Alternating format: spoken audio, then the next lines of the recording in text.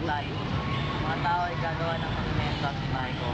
Ika na lang, kamu-kamong munti, sa apoy ay naakit. Kwento ng isang batang gamo-gamo at ang nanay nito. Minsan daw mayroong isang batang gamo-gamo na naakit sa liwanag ng apoy. Maski anong paalala ng kanyang ina na huwag siyang lalapit sa apoy, ay lapit pa rin siya ng lapit. Gustong-gusto niya ang liwanag ng apoy kaya sinuway niya ang bilin ng kanyang ina. Lumipad siya ng lumipad palibot sa apoy. Palapit ng palapit sa apoy hanggang sa magliab ang pakpak niya at tuluyan siyang namatay. Ba gusto mong mag-aral? Opo, tatang. Pero ba't kailangan pang mag-eskwela? Pwede naman ako maraming narin sa bahay. Marami na nga matutunan eh. Hindi lahat ng bagay matututunan dito sa bahay. Hayaan mo, dadalawin naman kita palagi doon.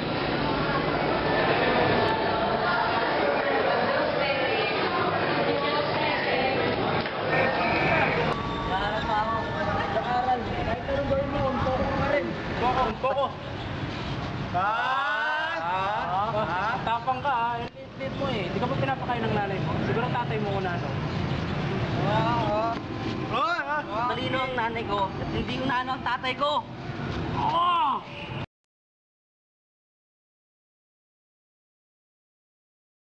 Ito. Sandali lang po, huwag kayo pumasok. Sandali lang po. Uy.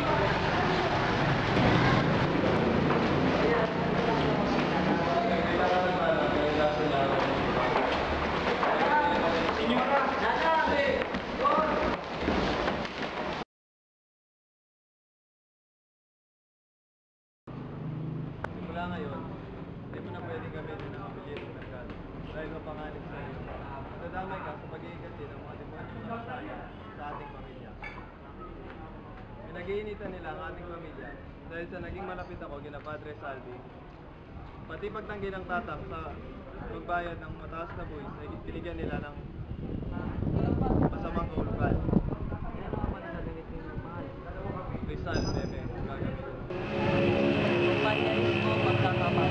Ito ang mag-open sa amin lahat. Hindi kaya mag-isa ni ng malaking gulo itong ginagawa natin. Bakit? Isipin ng mga estudyante Kastila na kinakalaban natin sila. Diba? Hindi naman siguro. Sandali, tahimik ang ating mga karaan. Tama, Pinsan. Magsisimula tayo sa loob ng ating pasalit. Mamagitan na ang pagtatanong.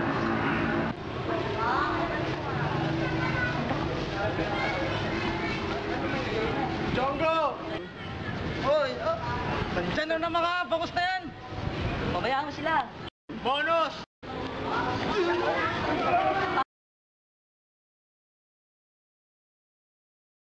Sayang, Pepe. Hindi mo nakita kung paano natin pinagpot ang mga pabutang bangus kayo. Yan, tama na yan. Bumalik na lang kayo bukas. Sige, Pepe.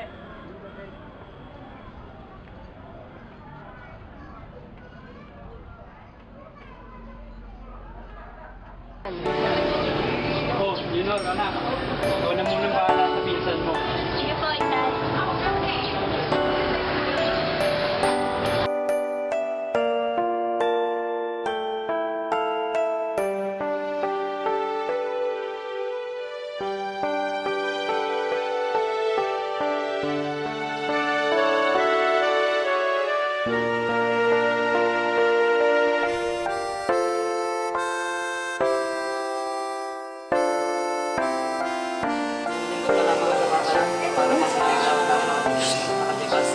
Ilang linggo pa lang nakakaraan, nagkaroon ka na ng utang sa kanila. Baka naman kung sino-sino babae mo parang gano'n ako sa tatamis na sa sarili. So wala nang iba. Baka naman ikaw marami nang kilala.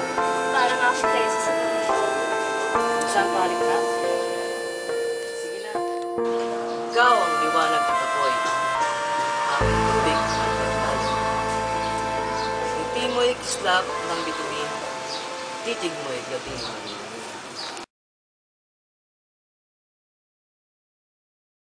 Pepe, lahat ng mga pagkain na kakailangan at ang ticket mo. Primera klase yan.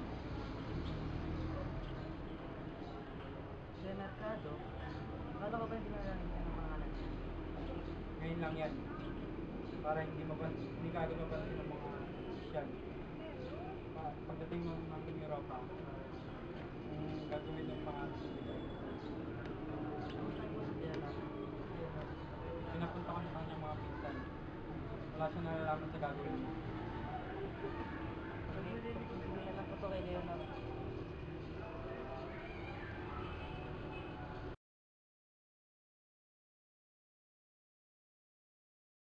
Ay naku, Pepe. Tagal nang may dinaramdam si Nanang sa kanyang mga mata. Pero ayaw niya yung pa-opera kung hindi rin ang ikaw.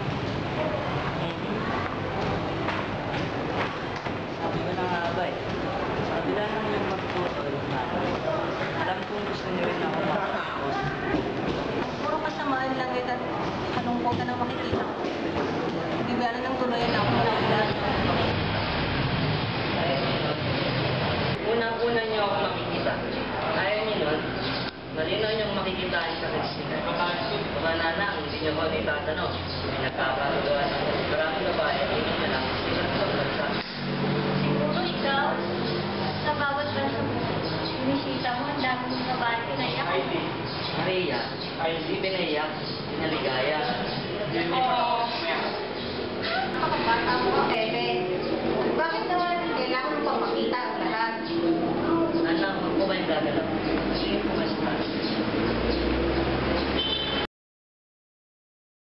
Naway nakatagpo ka na ng tunay na ligaya sa iyong mga sulatin.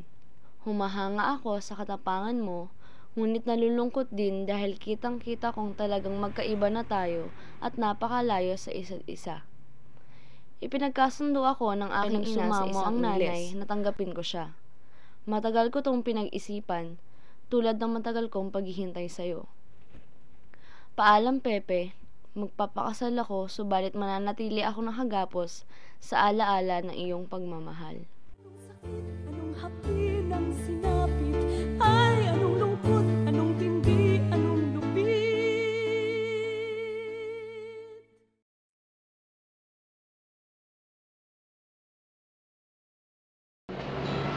Ating cura parroquia.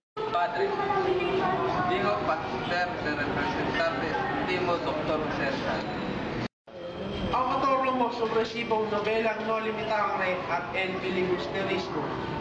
Ere at filibustero, mortal na kaaway ng Espanya at Iglesia Katolika sa Pilipinas. Kilala ko na siya. Señorita. Dito sa tulad ng gobernador general, pwede kang pumili ng tirahan. Pwede kang tumira dito sa aking komandansya o kumbento ng simbahan. Kumbento sa ilalim ng aming bubong, papayag lamang ako sa ilang kondisyon. Si Senyor Rizal ay babalik na ako sa simbahang Katoliko. Kung ikukumpisan niya ang lahat ng kanyang kasalanan, kung babawin niya ang pagbabatikos niya sa aming mga relihiyon.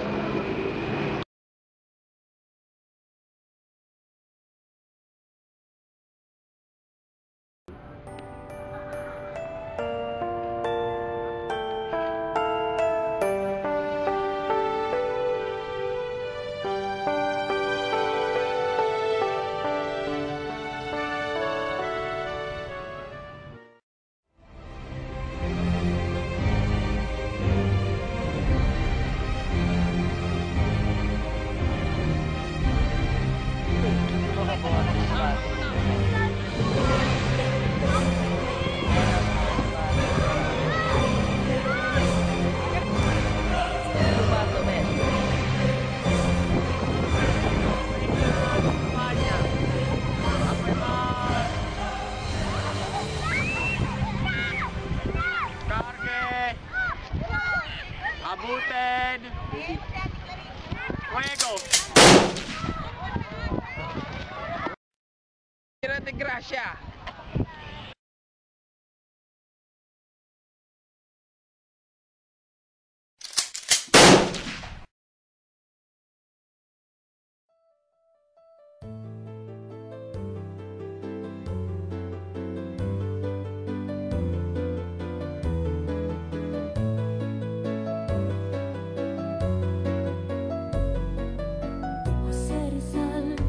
Jose Rizal, Rizal, Dr. Jose Rizal. Ikaw raw ay bayani ng bayan. May pinag-aaralan. Kahit lamang yung pangalan. Yung dating ay parang si Superman. Monumento ka kahit saan. May rami-rami mong nalalaman. Sino ka ba? Sino ka nga bang talaga? Sino ka ba? Sino ka ba? Jose Rizal, sino ka ba?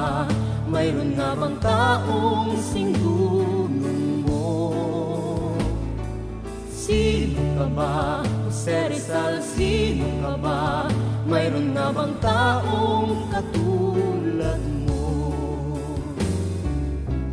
Doktor, pintor, sirohano, arkitekto, Patapay na nauna ng tulad drama. tunay bang kay namin nga nang alam mo? Nangolekta ng kay Rading medalya. Isa'y nga manunulat, Di lang henyo sa isip, pati sa puso kahit sa mga pa. lingwaheng banyaga. Nangolekta rin ng mga Italiano, nobya. Taiwan, Frances, Castilla. Nelly, Josephine, Gertrude, Leonor Segunda at marami pang iba. Sino ka ba? Jose Rizal, sino ka ba? Mayroon nga bang taong singdunong mo?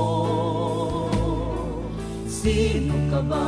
Jose Rizal, sino ka ba? Mayroon nga bang taong katulad Ngunit mo? sino ka? Sino ka ba? Sino ka nga bang talaga? Sino ka ba? Sino ka ba? Jose Rizal, sino ka ba? Mayroon bang Pinoy na kasing galing mo? Sino ka ba? Jose Rizal, sino ka ba? Mayroon bang Pinoy na katulad mo?